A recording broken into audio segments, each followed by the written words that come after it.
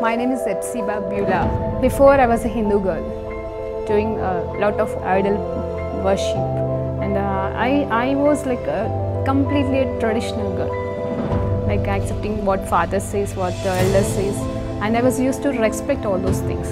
And after coming to the Lord, and I stopped the tradition. I completely stopped the tradition, and I just entered into the love and compassion of the Lord. My parents arranged for the marriage, and it was like a 2 months gap from the arrangement to the marriage. And immediately after marriage, like he said, like I don't like you. So I just want to leave, and he left. Even I was pleading him, I was begging him, and I was asking him to come back, but it never happened. If he is not going to come to me, I want to die. That if he is going to be separated from me, I should die. The day I was about to kill myself, I was watching a TV channel, and immediately she started like, here one girl is crying. You have been separated with your husband and you are planning to die now, but you are not going to do that. Immediately I called to one of my Christian friends, and she shared with me the gospel. On the spot, I accepted Lord as my Savior. The next moment, I felt free from the burdens and all kind of thoughts, and everything left me. Praise lord అండి. దేవునికి మహిమ కలుగును గాక. చిన్న ప్రార్థన చేసుకుందాం. పరిశుద్ధ గొప్ప దేవా, నీకు స్తోత్రం, స్తుతి, మహిమ, ఘనత, ప్రభావం చెల్లించుకుంటున్నాం నైనా. ఈ సమయంలో ఉన్న పాటనైనా తండ్రి మీ పాద సన్నిధికి వచ్చుటకు మీరు మాకు ఇచ్చిన గొప్ప ధన్యతకే వందనాలయ్యా. గత 10 రోజులుగా నైనా 10 అంశాలుగా ప్రభా దావీదు గురించి మేము నేర్చుకుని ఉన్నాము. అయితే ఈరోజు 11వ అంశముగా నైనా దావీదు యొక్క కుటుంబం గురించి, తన భార్యల గురించి, తన కుటుంబం గురించి, పిల్లల గురించి, అలాగే తన పిల్లల పట్ల తన జీవితంలో కలిగిన శ్రమ శోధనల గురించి మేము నేర్చుకుంటుండగా మాతో మాట్లాడి మీరే సమస్త మహిమ ఘనత ప్రభావాలు పొందుకోమని యేసుక్రీస్తు నామంలో ఈ ప్రార్థన తెలివికుంటూ పొందుకుంటున్నాము తండ్రి. ఆమేన్. ప్రైజ్ లార్డ్ అండి. దేవునికి మహిమ కలుగును గాక. మరి ఈరోజు దేవాది దేవుడు మనకిస్తున్న వాక్యాంశం ఏంటి అంటే, మరి దావీదు యొక్క కుమారులు అలాగే భార్యల గురించి మనం ధ్యానించబోతున్నామండి. కేవలం అంటే వాళ్ళు ఎంతమంది ఉన్నారు, ఎవరు అని ఎంతమంది గురించి బైబిల్లో చెప్పబడుతుందో వారి వలన మరి ఎలాంటి సంఘటనలు జరిగి ఉన్నాయో, అలాగే దావీదుకు మరి నిజంగా మనం గతంలో మాట్లాడుకున్నట్టుగా జీవితాంతం కూడా శ్రమలండి. మొదటిగా మరి తన అన్నదమ్ములను బట్టి తను శ్రమల పాలయ్యాడు, తర్వాత సౌలుని బట్టి శ్రమలు శోధనలు గుండా వెళ్తానే ఉన్నాడు, తర్వాత రాజైన తర్వాత కూడా మరి తన బిడ్డల్ని బట్టి కొన్ని శ్రమల పాలయ్యాడండి. అంటే తన జీవితం అంతా కూడా శ్రమలే. అయినా కూడా దేవుని సన్నిధిని విడిచిపెట్టలే, దేవునితోనే నడుస్తూ జీవిస్తున్న ఈ దావీదు గురించి, మరి తన కుటుంబం గురించి ఈరోజు మనము 11వ అంశంగా మనం నేర్చుకుంటున్నామండి. అయితే మొదటిగా దావీదు గురించి ఆలోచన చేస్తే మొత్తము దావీదుకి 19 మంది, అంటే ఇంకా ఎక్కువ మంది పిల్లలు కూడా ఉన్నారండి. శ్రేష్టమైన వారు అంటే ఎక్కువ బైబిల్లో అక్కడిక్కడ రాయబడిన వాళ్ళని చూస్తే 19 మంది అని చెప్తా ఉంటారు. మరి భార్యల విషయానికి వస్తే మరి ఇంచుమించు ఒక 9 మంది భార్యల గురించి బైబిల్లో పేర్లు రాయబడింది. కానీ తను మాత్రం ఇంకా ఎంతోమందిని భార్యలని ఎంతోమంది పిల్లల్ని కలిగి ఉన్నట్టుగా కూడా మరి లెక్కలేనంత మందిగా ఉన్నట్టుగా బైబిల్ కూడా చెప్తుందండి. సో మరి ఈరోజు మొదటిగా నేను వాళ్ళ భార్యల పేర్లు చదువుతానండి. మొదటిగా వాళ్ళ భార్యల పేర్లు చూస్తే అనిహోము, అబిగేలు, మఖా, తర్వాత బెత్సబా, మిఖాల్, హగిత్, అబితాల్, ఎల్గా అండి. ఈ కొంతమంది తన దావీదు యొక్క భార్యలండి, వాళ్ళ పేర్లు రాయబడింది. అలాగే కుమారుల పేర్లు ఎవరెవరి గురించి అయితే రాయబడింది అని చూస్తే మరి అమ్మోను, సిలబ్, అబ్సలోం, ఆ తర్వాత సోలోమను, సోబాబ్, నథాన్, మరి అదోనియా, తర్వాత షెఫతియా, ఇత్రియం, వీళ్ళందరి పేర్లు కూడా మరి బైబిల్లో క్లియర్గా మరి ఆ సందర్భాలను బట్టి మరి అధ్యాయాల్లో ఈ పేర్లు కుమారుల పేర్లు రాయబడిందండి. ఇంకా చాలామంది ఉన్నారని కూడా బైబిల్ చెప్తా ఉంది. అయితే మరి పిల్లల వలన, కుటుంబం వలన తనకు కలిగిన మరి శ్రమల గురించి మనం ఈరోజు ధ్యానించబోతున్నాం. అంటే కేవలం శ్రమలు మాత్రమే కాదు, చివరిలో దీవెనలు కూడా. అలాగే మరి తను బిడ్డల కుటుంబం పరంగా ఏ రకంగా ఉన్నాడు అనేది చూస్తే మొదటిగా మరి అహీనోము అనే భార్యకి పుట్టిన మొదటి సంతానము, అంటే దావీదుకి పుట్టిన మొదటి సంతానము ఎవరండి? అమ్మోను అండి. అమ్మోను మరి అహీనోము అంటే అతను హెబ్రోన్లో ఉన్నప్పుడు మరి తనని భార్యగా స్వీకరించడం అనేది జరిగింది. సో అంటే ఆ టైంలో మరి ఈ అమ్మోను అనే కుమారుడు కూడా పుట్టడం అనేది జరిగింది. సో ఈ కుమారుడు వలన తనకి కొంచెం శోధన వచ్చిందండి. ఎలాంటి వేదన, శోధన అంటే వేదన వచ్చిందండి. ఎలాంటి వేదన కలిగినది అనేది మనం ఈరోజు చూడబోతున్నాం. అయితే మాకాకి కూడా అబ్సలోము అనే కుమారుడు ఉన్నాడు. అలాగే అబ్సలోముకి మరి ఇంకొక చెల్లి కూడా ఉందండి, అంటే సహోదరి ఉంది తామరు. మరి తామరు గురించి కూడా బైబిల్ చెప్తుంది. అయితే 2 సామ్యుల గ్రంథము 13వ అధ్యాయంలో లిఖించబడిన దాని గురించి మనం ఇప్పుడు ధ్యానిస్తున్నామండి. ఈ సందర్భం ఏంటి అంటే మరి ఈ తామారు అందమైన స్త్రీగా ఉందండి. ఎవరు? దావీదు కుమార్తె అండి. మరి ఆ అందమైన చిన్న కన్యకగా ఉన్న సమయంలో మరి ఎవరండి? అమ్మోను అనే వ్యక్తి ఏమవుతాడంటే మరి వీళ్ళిద్దరు నిజం చెప్పాలంటే అన్న చెల్లెలు అవుతారు, కానీ మరి ఒక తల్లి బిడ్డలు కాదు. కానీ దావీదుకి ఉన్న భార్య, ఇద్దరు భార్యల పిల్లలు అన్నమాట. అయితే ఈ అమ్మోను అనే వ్యక్తి మరి ఆ తామార్ని చూసి మోజుపడి ఏం చేస్తాడంటే మరి ఒక ప్రణాళిక వేసి ఆమెని మరి స్వాధీనం చేసుకుంటాడు, అంటే తనతో మరి వ్యభిచారం చేస్తాడండి. ఆ విషయం తెలుసుకున్న అబ్సలోము, ఎవరైతే తామార్ యొక్క అన్న అయితే ఉన్నాడో, వెంటనే మరి అతన్ని ఏం చేస్తాడు తెలుసా అండి? మరి నాన్నకి తెలియకుండా చంపేస్తాడండి, పగ తీర్చుకుంటాడు. అంటే నా చెల్లిని నువ్వు చంపేస్తావా అని, అలా చేస్తావా, నా చెల్లి జీవితంతో ఆడుకుంటావా అని చెప్పేసి అమ్మోనుని మరి ఈ అబ్సలోం అనే రాజు యొక్క కుమారుడు చంపేస్తాడండి.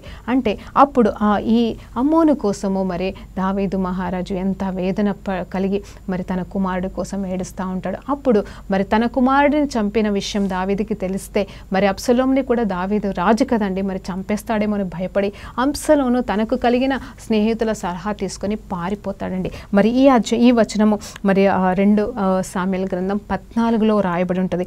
అయితే తను పారిపోతాడు. అప్పుడు మరి ఒకవైపు చనిపోయిన కుమారుడు గురించి బాధపడుతూ, అలాగే తర్వాత రెండో వైపు ఈ పారిపోయిన కుమారుడు గురించి వేదన పడతా ఉంటాడండి.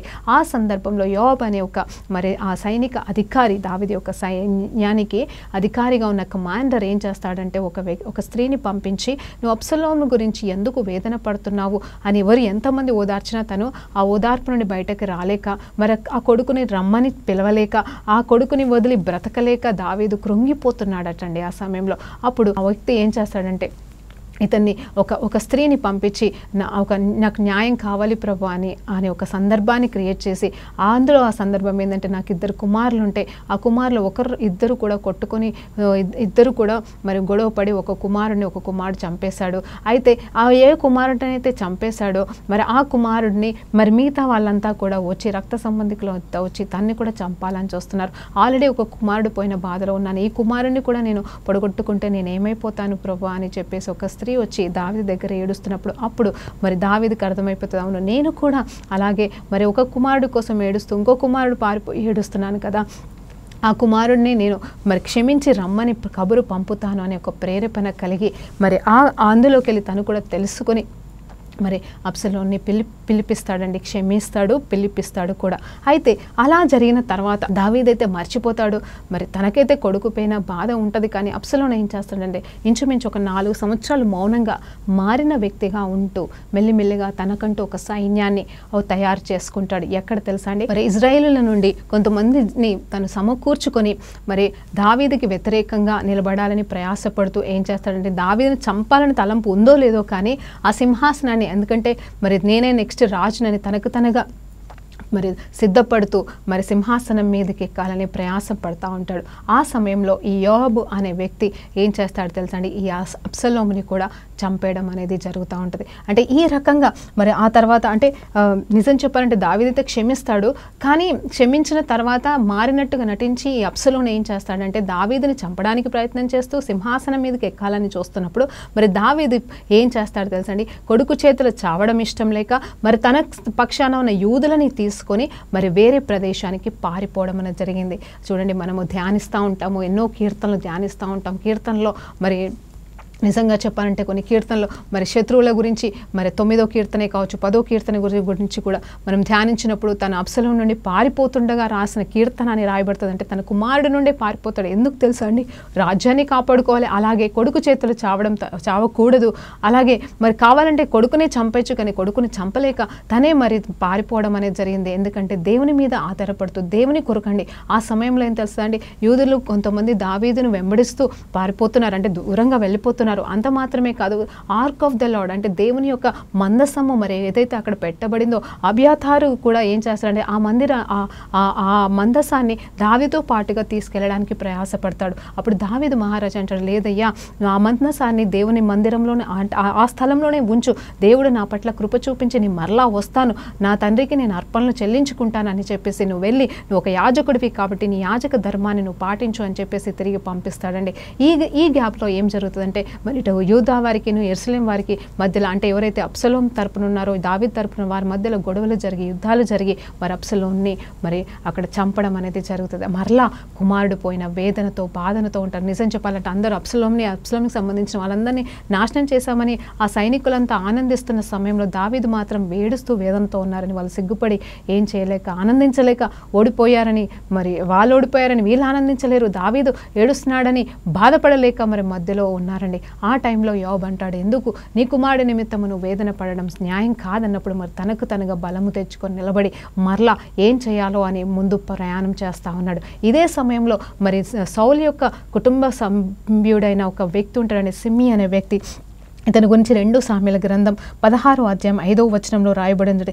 ఏమంటాడు తెలుసా అండి, అక్కడ ఏమంటాడంటే నువ్వు నిజంగా సౌలు సంతానాన్ని అంతటి నేను నాశనం చేశావు కాబట్టి ఇప్పుడు దేవాది దేవుడు నిన్ను నాశనం చేస్తున్నాడు, నిన్ను మొత్తుతున్నాడు, నువ్వు శపించబడిన వాడవు అని చెప్పేసి అక్కడ 2 సామ్యుల 16వ అధ్యాయంలో 5వ వచనంలో చెప్పినప్పుడు మరి తనతో పాటుకున్న అంటే ఎవరండి దావీదుతో పాటుగా ఉన్న వారంతా అంటారు, ఏమంటారు తెలుసా అండి, ఇదిగో ఆ వ్యక్తి ఎవరు, ఏ పాటి వాడు ఈ వ్యక్తిని, సౌలుకి సంబంధించిన వ్యక్తిని ఇతన్ని కూడా నాశనం చేస్తాము, నిన్నే అంటాడా, నిన్ను నిందిస్తాడా, నిన్ను శపిస్తాడా, ఇతనికి ఎంత ధైర్యం అని అక్కడ ఉన్నవారు అన్నప్పుడు వెంటనే దావీదు ఒక చక్కటి మాట అంటాడు. ఏమంటాడు తెలుసా అండి, ఆ వాచనాన్ని ఒకసారి చదువుదామండి. 2 సామ్యుల గ్రంథం 16వ అధ్యాయం మరి 5వ వచనంలో చూస్తాండి. షెమి అనే ఒకడు అచ్చట నుండి బయలుదేరి వచ్చెను, అతడు వెంట నడుచుచు, ఎవరినండి దావీదు వెంట నడుచుచు, అంటే దావీదేమో అబ్షలోం నుండి పారిపోతున్నాడు, ఆ సందర్భంలో దావీదుని శపిస్తా ఉన్నాడంట.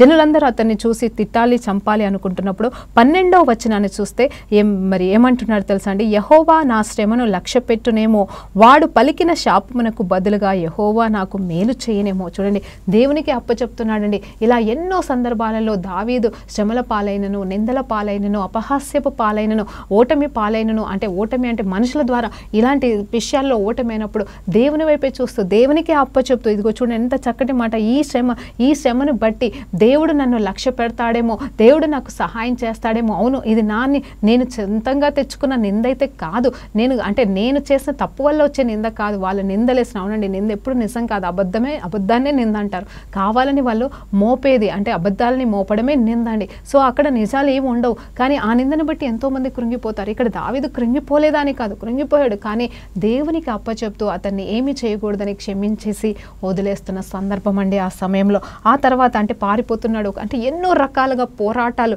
ఈవెన్ రాజు ఈ సింహాసనం మీద ఉంటూ మరి ఇటు ఫిలిస్తీన్లతో యుద్ధం చేస్తున్నాడా మహారాజుగా, మరి యుద్ధంలో అన్నిట్లలో విజయాలే, మరి ఎటువైపు చూస్తున్నాడు కూడా సమాధానం, అంటే చుట్టుపక్కల శత్రువుల నుండి అంటే రాజ్యానికి సంబంధించిన శత్రువుల నుండి అయితే మరి జవాబును పొందుకుంటున్నాడు, విజయాన్ని పొందుకుంటున్నాడు, సమాధానాన్ని పొందుకుంటున్నాడు. కానీ ఇక్కడ చూస్తే ఇంటి వారి మధ్యలో అంటే ఈ గుమ్మాలలోనే అంటే రక్త సంబంధికుల మధ్యలోకి వెళ్ళి తన ఇంట్లోకి వెళ్ళి తన వారి నుండే తన శత్రుత్వాన్ని అనుభవిస్తూ ఉన్నాడు, ఎంతో వేదనకి గురవుతున్నాడండి. ఆ తర్వాత మరి 2 సామ్యుల గ్రంథం 18వ అధ్యాయంలో చూసినట్టుగా మరి అక్కడ అబ్షలోం చనిపోతాడు. ఆ తర్వాత మరి నెక్స్ట్ ఏం చేయాలి అనే ప్రయాసంలో ఉన్నప్పుడు మరి అక్కడ నిజంగా చెప్పాలంటే మరి ఆ మందసాన్ని కూడా తిరిగి తీసుకొస్తాడు. మరి దేవుడు దావీదు వచ్చి కృతజ్ఞతలు చెల్లించి మరి అర్పణలు కూడా చేస్తాడండి. ఎందుకంటే కేవలం అబ్షలోంతో యుద్ధంలో గెలవడం మాత్రమే కాదు, మరి చుట్టుపక్కల ఉన్న మరి రాజ్యాలతో కూడా మరి యుద్ధం చేయడం అనేది అలాగే విజయం అనేది పొందుకున్నాడండి. ఇప్పుడు మరొక పోరాటం అనేది మరి ఇక్కడ జరుగుతూ ఉంటుంది. సో ఇక్కడ అబ్షలోం చనిపోయాడు, అమ్మోను అనే వ్యక్తి కుమారుడు చనిపోయాడు, శ్రేష్టమైన వాళ్ళంతా రాజసింహాసనంలో అంటే ప్యాలెస్కి దగ్గరగా ఉన్న వాళ్ళు, రాజు ఆవరణంలో ఉన్న వారందరూ కూడా కుమారులంతా కూడా ఒక్కొక్కరు చనిపోతూ ఉన్నారు. కాబట్టి నెక్స్ట్ ఏం జరుగుతుందంటే 1 రాజుల గ్రంథంలో మనం చూసినప్పుడు ఎవరంటే దావీదు యొక్క కుమారుడు ఇంకొక కుమారుడు అండి. అతను ఎవరు అంటే అగిత్ అనే భార్యకి కుమారుడు అండి. ఆయన పరిస్థితి ఏంటంటే అదోనియా అంటారండి తెలుగులో.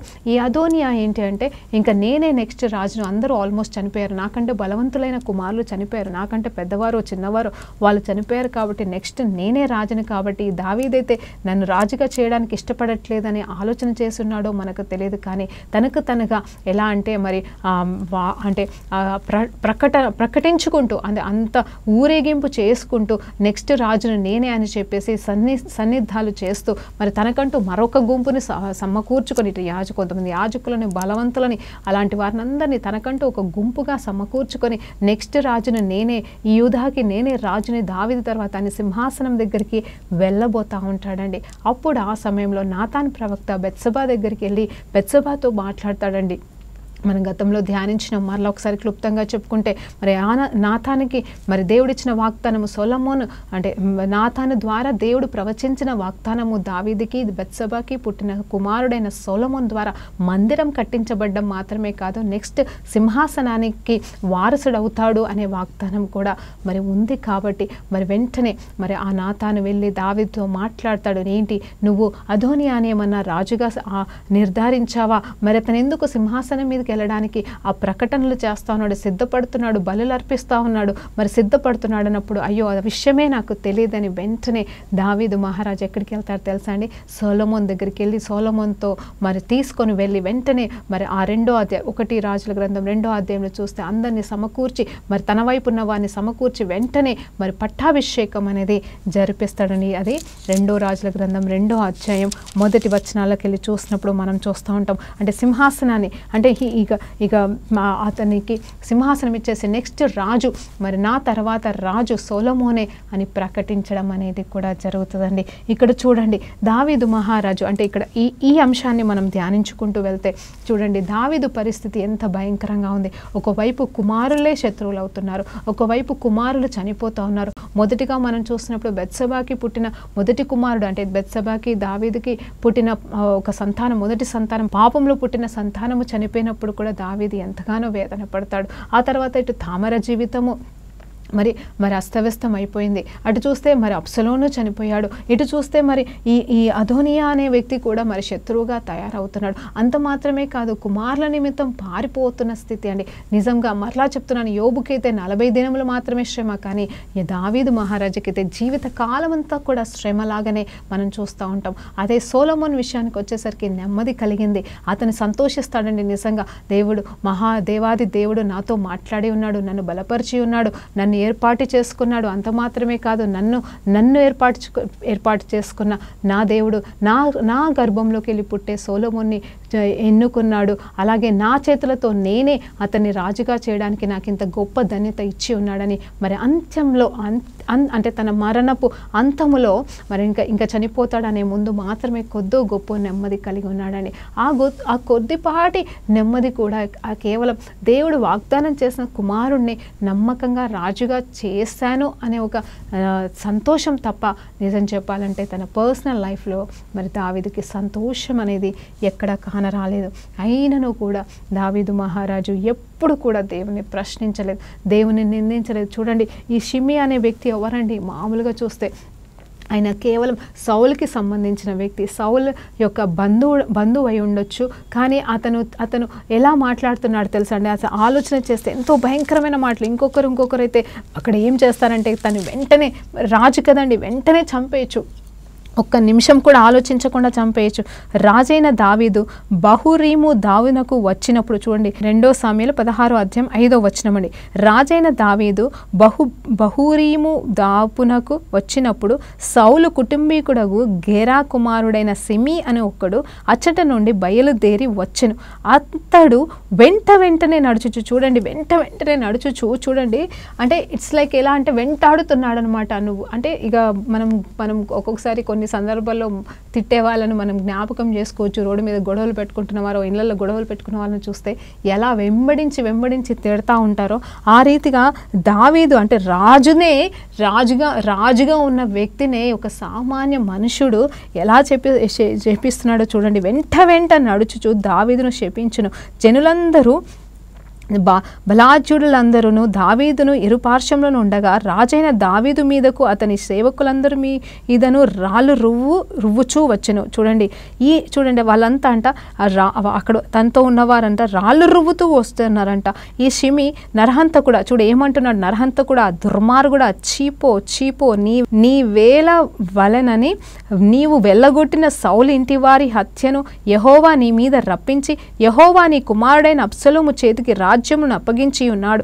నీవు నరహంతకుడవు గనకనే నీ మోసములో నీవు చిక్కుబడి ఉన్నావని చెప్పి రాజును శపించగా. చూడండి ఎంత భయంకరంగా తిడుతున్నా అంటే, ఇదిగో నువ్వు సౌలుని, ఎంతమంది మనం చెప్పుకున్నాం కదా, సౌలు యొక్క కుటుంబ సభ్యులందరినీ నువ్వు నాశనం చేసావు కాబట్టి, అసలు నిజం చెప్పాలంటే సౌలుని దావీదు నాశనం చేశాడంటే లేదండి, తెలీదు. కానీ ఇక్కడ అంటే ఆ నింద అండి, నిజము కాని దాన్ని నింద అంటారు అన్నట్టుగా తను తెలిసి మాట్లాడా తెలియక మాట్లాడా, సింహాసనం మీద ఉన్నాడని కుళ్ళుకొని మాట్లాడా మనకు తెలియదు. కానీ ఆ రకంగా సౌలుకి సంబంధించిన వాళ్ళంతా ఎంతోమంది దావీదుకి శత్రువులైన వారు మనకు తెలుసు.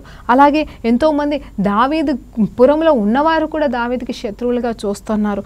అయినా కూడా దావీదు తను మాత్రం వారిని క్షమించడం మానట్లేదు. అంత మాత్రమే కాదు, చూడండి ఇక్కడ చీచి నరహంత కూడా అంటే ఎంత ఘోరమైన మాటలండి. చూడు, దేవుడే నేను శపిస్తున్నాడు, దేవుడే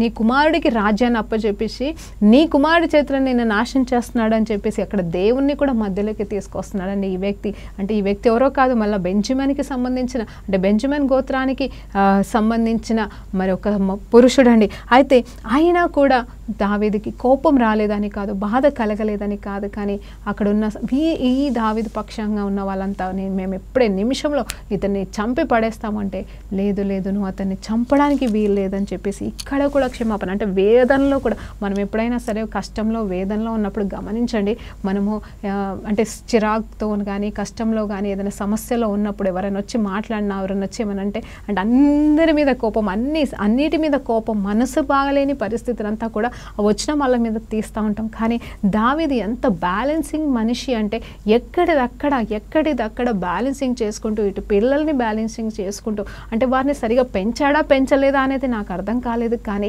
ఏదేమైనా కానీ కుమారులు కూడా మరి శత్రువులుగా తయారైనప్పుడు కూడా వారిని దేవుడికి అప్పచెప్పాడు, కానీ తన చేతికి తీసుకోలేదు. అంత మాత్రమే కాదు, చూడండి ఒక సందర్భంలో మీరు జ్ఞాపకం చేసుకోండి, సౌలు ఎంతటి వాడంటే దావీదుకి యోనాతాను సపోర్ట్ చేస్తున్నాడండి. ఒకసారి యోనాతాన్ని కూడా చంపడానికి వెనుతిరగలేదు.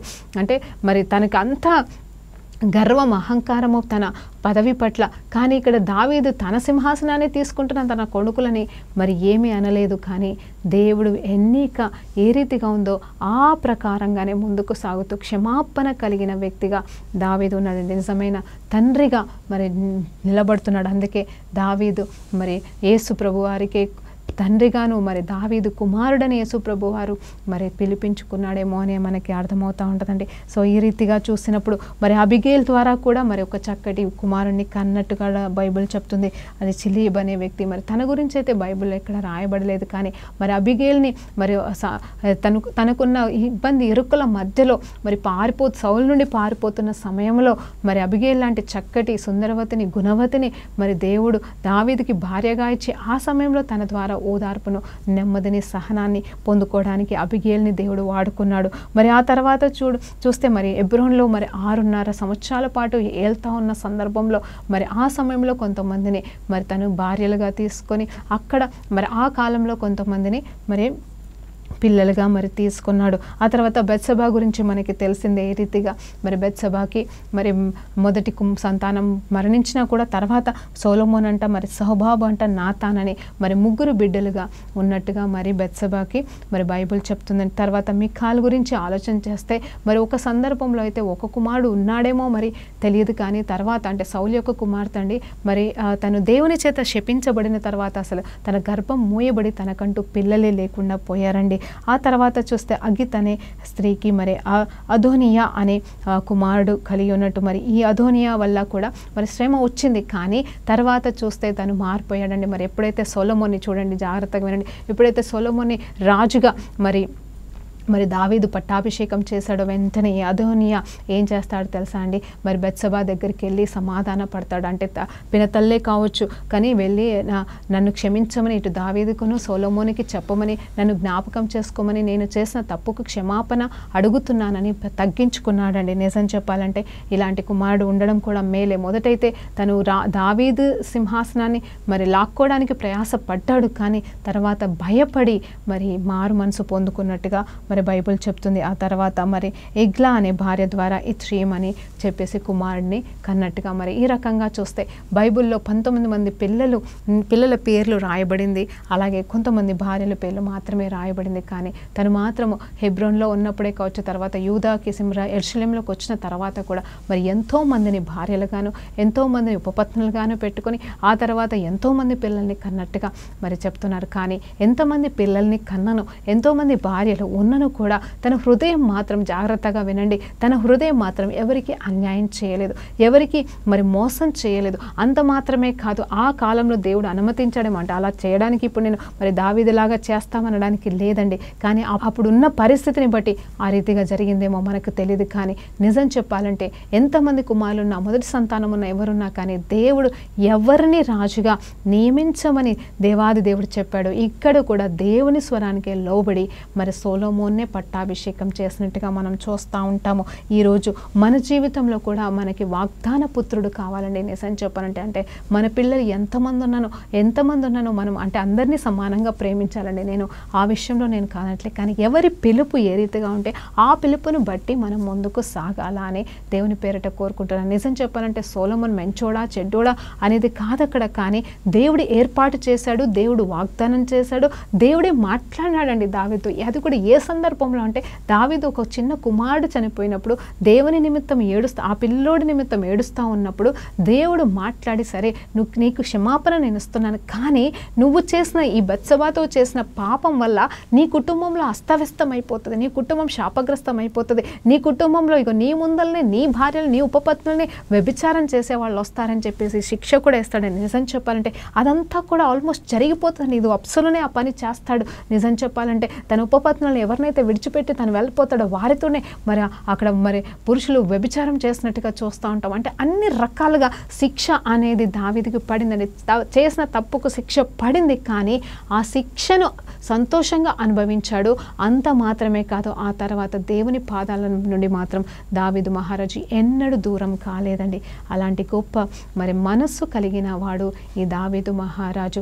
నిజం చెప్పాలంటే పెంపకం విషయంలో పొరపాటు జరిగిందని మరలా మాట్లాడుతూ ఉంటారు, కానీ ఇది మనం మంచిగా పెంచినా కూడా కొంతమంది పిల్లలు మారరండి.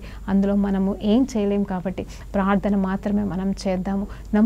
నమ్మదగిన దేవుడు మన పక్షాన ఉంటాడని ఈరోజు మీకు దేవుని పేరిట జ్ఞాపకం చేస్తూ మరి వాక్యాన్ని ముగించుకుంటూ చిన్న ప్రార్థన చేస్తామని. పరిశుద్ధ గొప్ప దేవానికి స్తోత్రం, స్తుతి, మహిమ, గంతి, ప్రభావం చెల్లించుకుంటున్నాం నాయన. ఈ సమయంలో తండ్రి ప్రభా మరి దావీదు మహారాజు యొక్క తన పిల్లల గురించి భార్యల గురించి కొన్ని విషయాలే ప్రభా, ఎక్కువ కాదు కానీ మేము ధ్యానించి ఉంటుండగా అయ్యా తను ఎంతగా శ్రమ పాలైనను ప్రభా తన బిడ్డల్ని దీవిస్తూనే ఉన్నాడు, తన బిడ్డల కోసం మొరపెట్టాడు, తన బిడ్డల్ని నీకు మాత్రమే అప్పచెప్పాడు ఎస్సయ్య.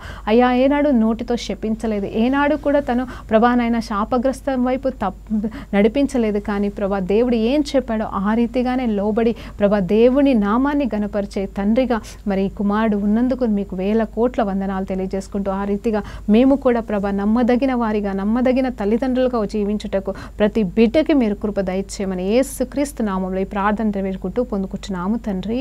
ఆమేన్. ప్రైజ్ లార్డ్ అండి. దేవునికి మహిమ కలుగును గాక.